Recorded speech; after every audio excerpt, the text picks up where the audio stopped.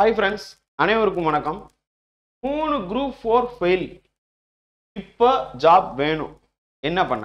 அதாவது நோட்டிஃபிகேஷனே இப்பதான் 2025 ஏப்ரல் வந்துச்சு. அதுவும் கம்மியான வேகன்சில வந்திருக்கு. பரவாயில்ல.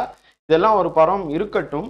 நம்ம இப்ப பார்க்க போறது 3 தடவை ஆல்ரெடி குரூப் 1ஓ, குரூப் 2ஓ, குரூப் 2A, குரூப் 4 போன்ற எக்ஸாம். குரூப் 2, குரூப் 2A ரெண்டும் ஒண்ணுதான். ஸோ இந்த மாதிரி எக்ஸாம்ஸ் ஆல்ரெடி எழுதியிருக்கேன் சார். ஆனால் இந்த தடவை கண்டிப்பாக நான் குரூப் 4 கிளியர் பண்ணியே ஆகணும், இல்லை குரூப் 2 கிளியர் பண்ணணும் அப்படின்னா என்ன பண்ணேன்? ஆல்ரெடி படித்த மாணவர்கள் பற்றி தகவல் தான் இந்த வீடியோவில் பார்க்க போகிறோம். இந்த வீடியோவில் அறிவியல் பூர்வமான சில தகவல்கள் சொல்ல போகிறேன். ஸோ எடுத்துக்கோங்க.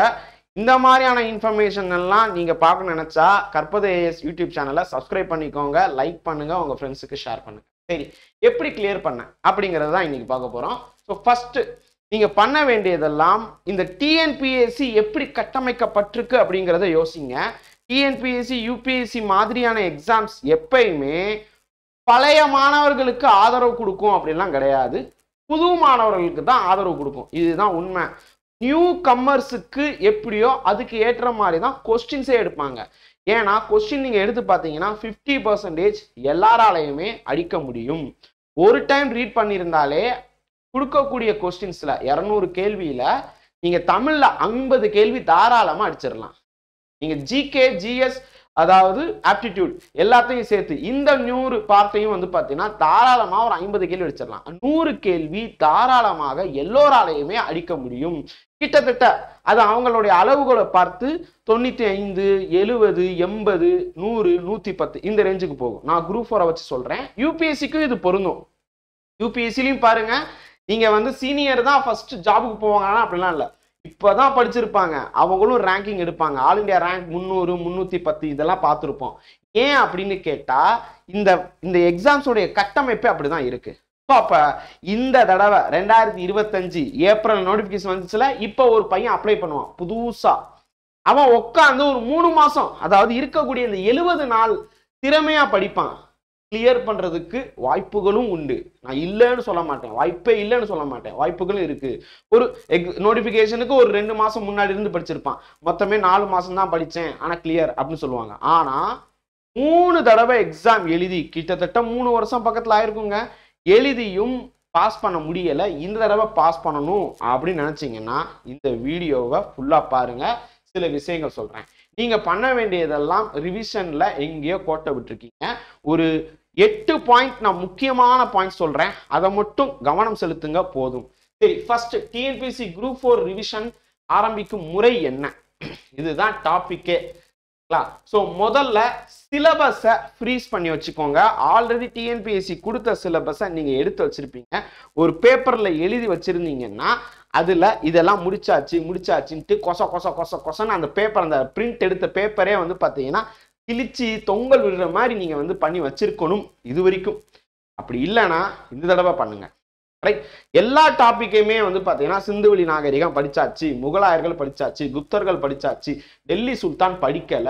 ஓகே, ஸோ மௌரியர்கள், இந்த மாதிரி ஒரு சில டாப்பிக்கை நீங்கள் வந்து மைண்டில் வச்சுக்கிட்டு பார்க்கணும். அதே மாதிரி பாலிட்டியில் வந்து பார்த்தீங்கன்னா எல்லாம் படிச்சாச்சு, பிரசிடென்ட்டோடைய வீட்டோ அதிகாரங்கள் மட்டும் நான் படிக்கல. இந்த மாதிரி ஒரு ஸ்பெசிஃபிக்காக எடுத்து வச்சுக்கோங்க. படிக்காததெல்லாம் படிங்க. ஸோ படிச்சு முடிச்சிட்டிங்கன்னா நீங்கள் சிலபஸை கையில் பிரிண்ட் அவுட்டாக வச்சிருந்தா பெஸ்ட். இல்லாத பட்சத்தில் PDF இருந்தாலும் ஓகே தான். ஓகே, ஃபர்ஸ்ட் வந்து பார்த்தீங்கன்னா சிலபஸ் முடிச்சிட்டோம். ஒவ்வொரு தலைப்பையும் வந்து பார்த்தீங்கன்னா படியைந்து பாக்கி ஏதாவது இருக்கா அப்படின்னு சொல்லிட்டு எழுதி வச்சுக்கணும். படிச்சதெல்லாம் தாண்டி பாக்கி ஏதாவது வச்சிருக்கீங்களான்னு பார்த்து வச்சுக்கோங்க. அதான் இப்போ சொன்னேன். ரைட், அதே சமயத்துல படித்ததா இல்லையா இதெல்லாம் வந்து நம்ம படிச்சிட்டோமா இல்லையான்ட்டு சும்மா கண்ண முன்னா உங்களுக்கு ஞாபகத்துக்கு வரணும். முகலாயர்கள்னு ஞாபகத்துக்கு வரணும், முகல்ஸ் யாரு, அதே மாதிரி சிந்து சவழி நாகரிகம்னா என்ன, அதே மாதிரி வந்து பார்த்தீங்கன்னா நீங்க BR அம்பேத்கர் பத்தி படிக்கிறீங்கன்னா அவர் யாரு, என்னென்ன பண்ணாரு, எங்க PhD வாங்கினாரு, எங்க MA படிச்சாரு, இது எல்லாமே ஞாபகத்துல. மகத் போராட்டம்னா என்ன, இதெல்லாம் மைண்ட்ல வரணும். ஸோ அப்படி இருந்துச்சுன்னா ஓகே, அப்படி இல்லைன்னா என்னன்னு அடுத்த வீடியோல சொல்றேன். ரைட், அடுத்தது டெய்லி ரிவிஷன் பிளான் எப்படி வச்சுக்கலாம் அப்படின்னு கேட்டா நல்லா கவனிச்சு வச்சுக்கோங்க. தினம் படிக்கணும், அதாவது படிச்சதைத்தான் படிக்கணும், புதுசா படிக்க கூடாது. ரைட். சரி, இப்ப ஜிஎஸ் பொறுத்த வரைக்கும் நீங்க டெய்லி வந்து பாத்தீங்கன்னா 2 யூனிட் ஏதாவது எடுத்துக்கோங்க. இந்த 2 யூனிட்னு சொல்றது என்ன அப்படின்னு கேட்டா பாலிட்டி, ஜியாகிரபி, சயின்ஸ் இந்த 3 எடுத்துக்கலாம். இல்லாத பட்சத்துல அதாவது 1 2 3 எடுத்துக்கோங்க. கரண்ட் அஃபேர்ஸ் எல்லாத்தோடையும் மிங்கிள் ஆயிரும். ஓகேங்களா? ஹிஸ்டரி, சயின்ஸ், ஜியாகிரபி இப்படி எடுத்துக்கோங்க. இல்லைன்னா பாலிட்டி, ஜியாகிரபி, சயின்ஸ் இப்படி உங்களுக்கு என்ன வந்து பிளெண்ட் ஆகுதோ அந்த மாதிரி எடுத்துக்கோங்க. ஓகேங்களா? ஸோ அதே சமயத்துல ஹெவியா இருக்கக்கூடிய 15 கொஸ்டின்ஸ் வரக்கூடிய பாலிட்டி, 20 கொஸ்டின்ஸ் இருக்கக்கூடிய யூனிட் 5 அண்ட் யூனிட் 6 மொத்தம் இந்த 3 எடுத்துக்கிட்டீங்கனாலே பாலிட்டிங்கிறது யூனிட் 4ங்க. யூனிட் 4 5 6 இந்த 3 வந்து பார்த்தீங்கன்னா 55 கொஸ்டின்ஸ் வரும். 55 கொஸ்டினே உங்களால கேரி ஓவர் பண்ண முடியும்னா ஓகே, இல்லாத பட்சத்துல கஷ்டம். ரைட். ஸோ ஏதாவது ஒரு 2 யூனிட் எடுத்துக்கோங்க. ஓகேங்களா? நான் சொன்ன பார்ட்ல உங்களுக்கு எது கரெக்டா வருதோ அந்த 2 யூனிட் எடுத்துக்கோங்க. அதை தான் ப்ரிப்பேர் பண்ணணும். டெய்லி வந்து பாத்தீங்கன்னா மேக்ஸ் பொறுத்த வரைக்கும் ரீசனிங் மேக்ஸ் 20 சம் போட்டுக்கணும். இதுக்கு எவ்வளவு நேரம் ஆகும்னு நீங்க தான் கால்குலேட் பண்ணணும். அடுத்தது வந்து பாத்தீங்கன்னா ரொம்ப முக்கியமானது தமிழ் எலிஜிபிலிட்டி. இதுல 100 கொஸ்டின் குரூப் 4ல கேட்பாங்க. ஸோ குரூப் 2 குரூப் 4 100 கொஸ்டின் வரும். ஸோ இதுக்கு டெய்லி வந்து பாத்தீங்கன்னா 2ல இருந்து 3 கிராமர் டாபிக் படிங்க. இலக்கணம் டாபிக் பாருங்க. நீங்க மாற்றுத்திறனாளி மாணவரா இருந்தீங்கன்னா கண்டிப்பா இங்கிலீஷ் இருக்கும். ஸோ அப்ப இங்கிலீஷ் கிராமர் பாருங்க. அண்ட் ரொம்ப முக்கியம் 2 இது வந்து பாத்தீங்கன்னா இலக்கணம். ஸோ ஒரே ஒரு அழகு வந்து பாத்தீங்கன்னா அதாவது அழகு 7ன்னு இருக்கும். இதுல 1 குறிப்பா வந்து இலக்கியம், தமிழ் அறிஞர்களும் தமிழ் தொண்டுன்னு சொல்லிட்டு ஒரு 15 கொஸ்டின் கேட்பாங்க. 85 கொஸ்டின் வந்து பாத்தீங்கன்னா இலக்கணத்துல இருந்து வரும். 15 கொஸ்டின் வந்து பாத்தீங்கன்னா உங்களுக்கு இந்த யூனிட் 7ல இருந்து வரும். ஸோ அப்ப இதுல இருந்து ஒரு டாபிக் எடுத்துக்கோங்க. ஒரு டாபிக் என்ன எடுத்துக்க அப்படின்னு கேட்டா 1 by 1 போனா கூட ரைட்டு தான். ஒரு பாரதிதாசன் எடுத்துக்கலாம். அதுக்கப்புறம் இந்த மாதிரி ஒரு லிஸ்ட். பாரதியார் வந்து ஜிஎஸ்க்கு போயிட்டாரு. ஓகேங்களா? ஸோ இப்படி 1 by 1 திருக்குறள் பத்தி எடுத்துக்கோங்க. ஸோ அந்த மாதிரி ஒவ்வொரு டாபிக்கா எடுத்துக்கோங்க. டெய்லி ஸ்மால் டார்கெட் ஃபிக்ஸ் பண்ணிக்கோங்க. இது எல்லாமே நான் டிப்ஸ் நம்பர் 2 சொல்றேன். மொதல் பிரிண்ட் அவுட், அதுக்கப்புறம் டிப்ஸ் நம்பர் 2ல டெய்லி ஸ்மால் டார்கெட் வச்சுக்கோங்க. இன்னைக்கு அதாவது 5 இயர் மாடல் பார்க்கணும். 5ஆண்டு திட்டம் ரஷ்யாவில இருந்து எடுத்தோம், இது எப்படி ஆரம்பிச்சிச்சு அப்படிங்கிறத யோசிச்சுக்கோங்க. ஓகேங்களா?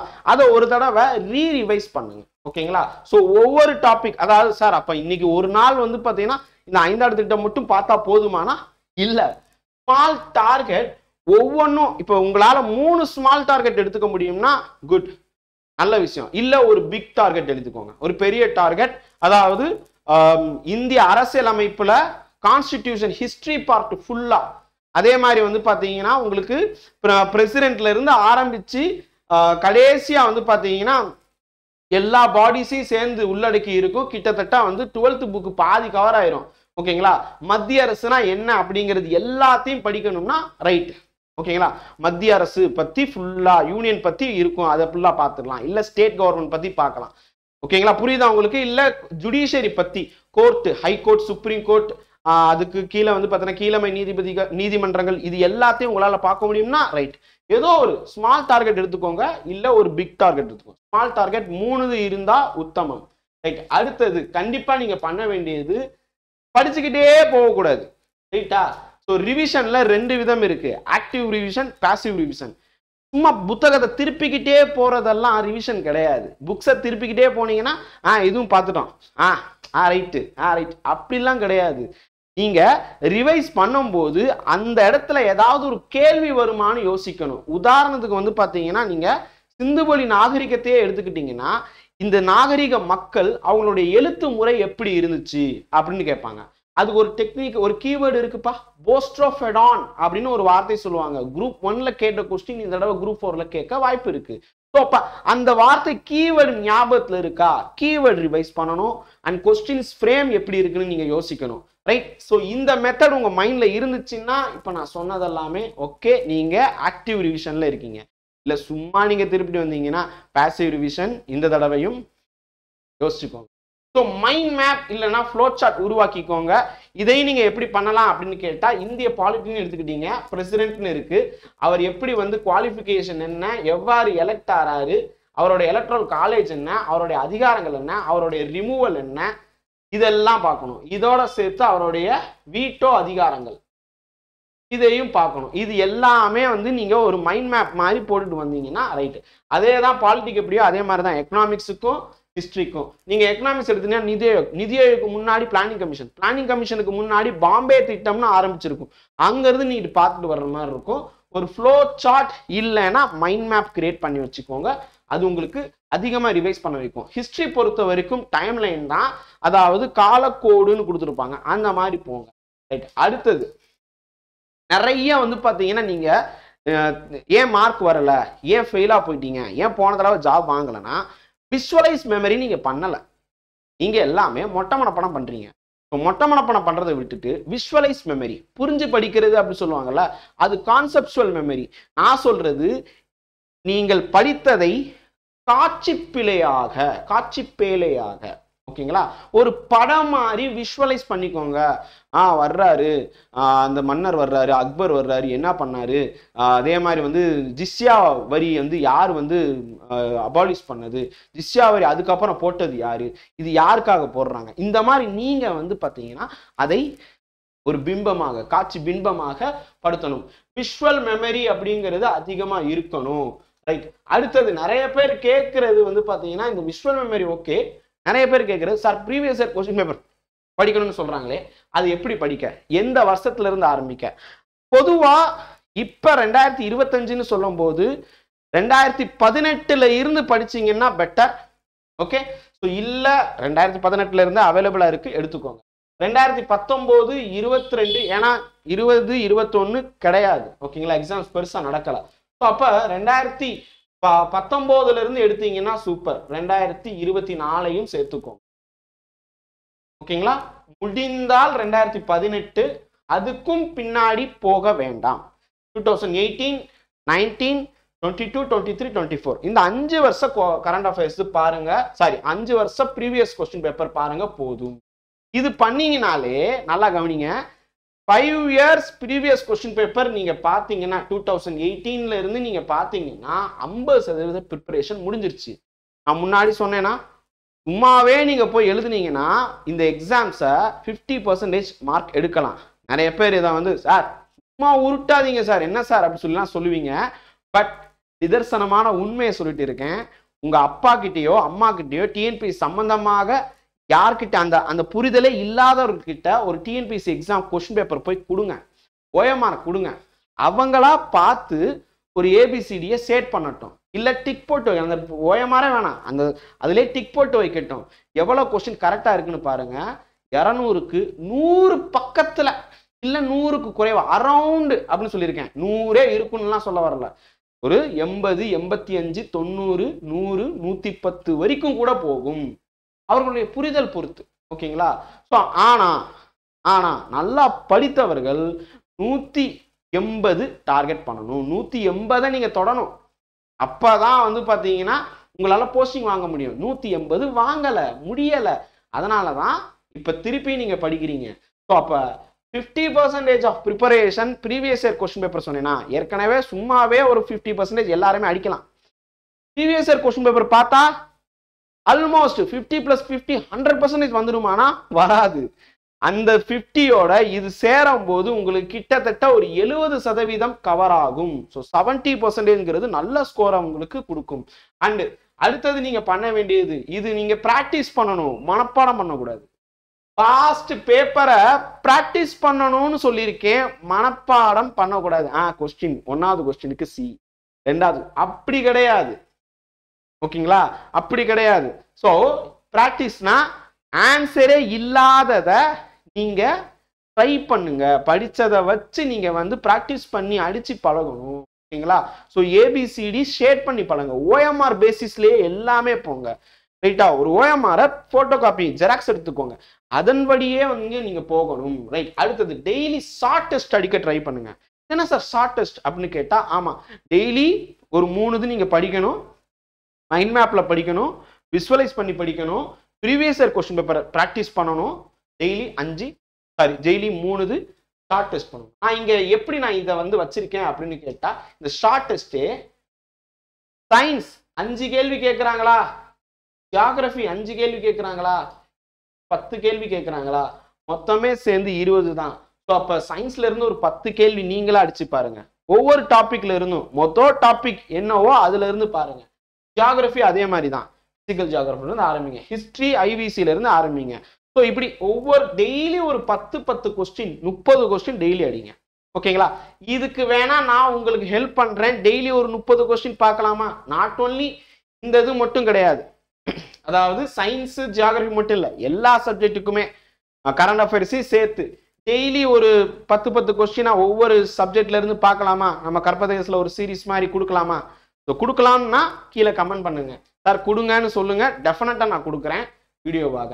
Like video as well as பிடிஎஃபாகவும் நாங்கள் கொடுப்போம்ப்பா. ஸோ உங்களுக்கு பிடிஎஃப் எல்லாமே வேணும்னா கற்பதேசோடைய டெலிகிராம்குள்ள போங்க. ஸோ இந்த டெய்லி டெஸ்டிங்னால என்ன நடக்கும் அப்படின்னு கேட்டா ஃபாஸ்ட் ரீகால் நடக்கும். புரியுதா உங்களுக்கு? வேகமா நீங்க ரீகால் பண்ணுவீங்கன்னா அதையும் நான் சயின்டிபிக்கா சொல்லிடுறேன். இது பண்ணா என்ன நடக்கும், இது செஞ்சா என்ன நடக்கும், இதனால என்ன நடக்கும், எல்லாத்துலயுமே நான் சொல்லியிருப்பேன். இந்த மாதிரி மைண்ட் மேப் இதெல்லாம் பண்ணா விஷுவல் மெமரி அதிகம் இருக்கும்.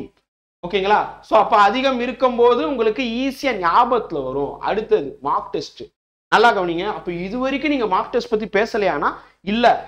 மார்க் டெஸ்ட் அப்படிங்கிறது நல்லா கவனிங்க, வாரம் ஒரு தடவை மே மாசத்துல இருந்து ஆரம்பிச்சா ஓகே, இல்லாத பட்சத்துல நீங்க ஜூன் மந்த்ல இருந்து ஆரம்பிச்சாலும் ஓகே.